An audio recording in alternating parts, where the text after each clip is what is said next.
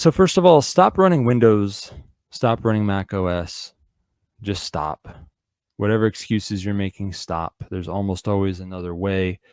The only time I'll kind of forgive you for running Windows is if you run it offline for video games.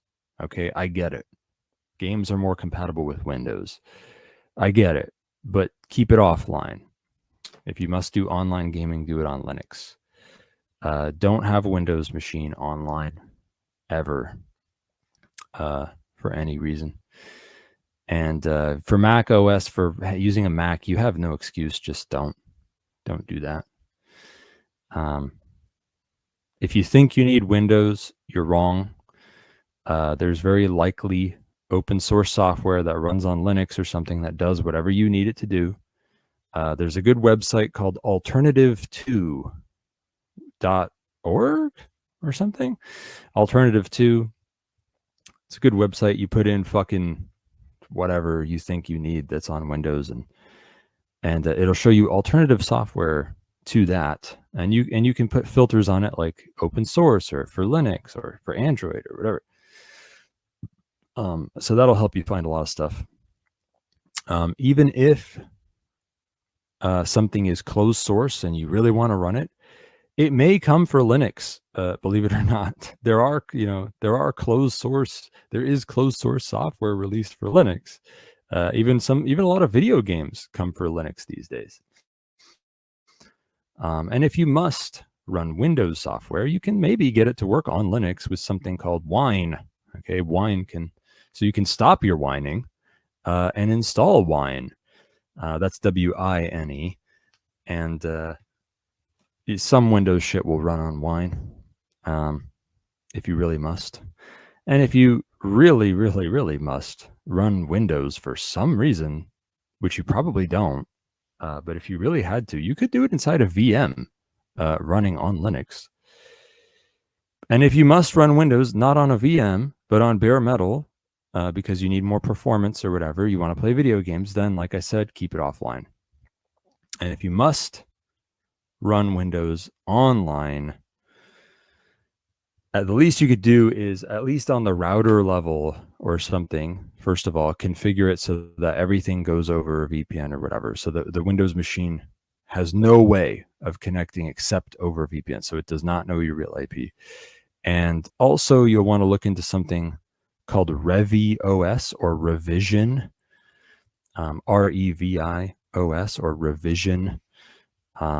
That's something that it kind of guts Windows and makes it a much leaner, better thing.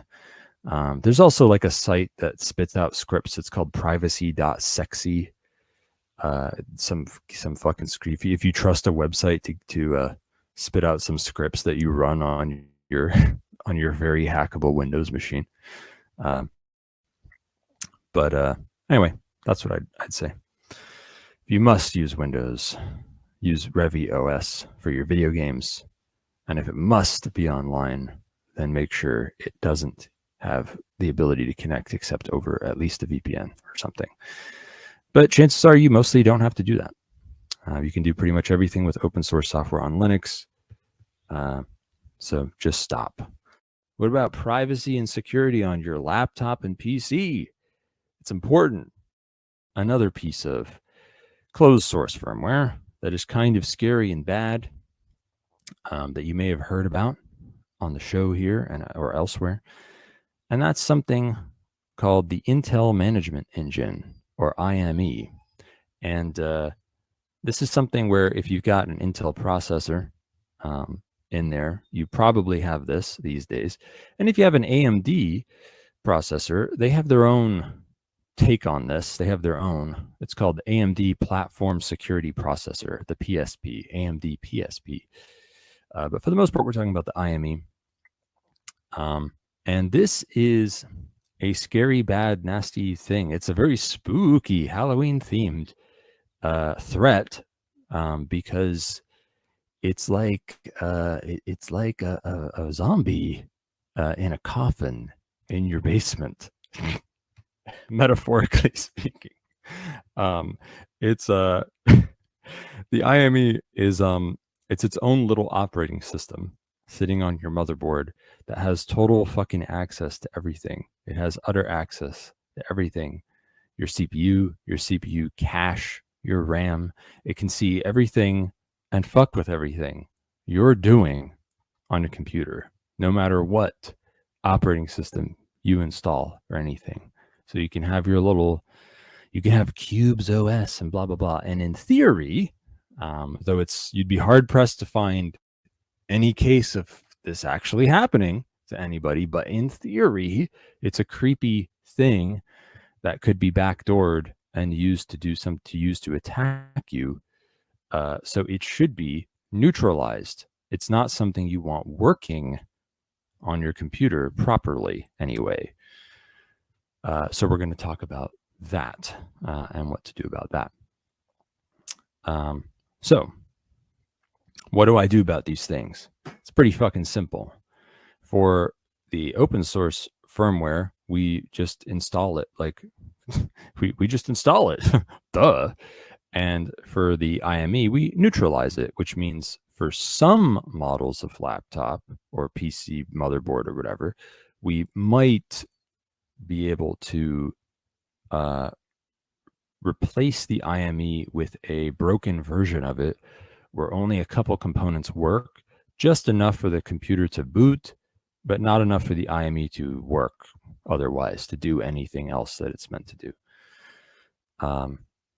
And that's how that works, but it's easier said than done. Okay, most of the things I talk about on this show in the down to earth tip section are things that you can pretty easily do yourself, but this is kind of not one of those things. If you have, it's pretty popular, let's say, for a nerdy person who's into privacy or security or whatever, to use, let's say, a ThinkPad, an older ThinkPad, and to neutralize the IME and install some open source firmware on there.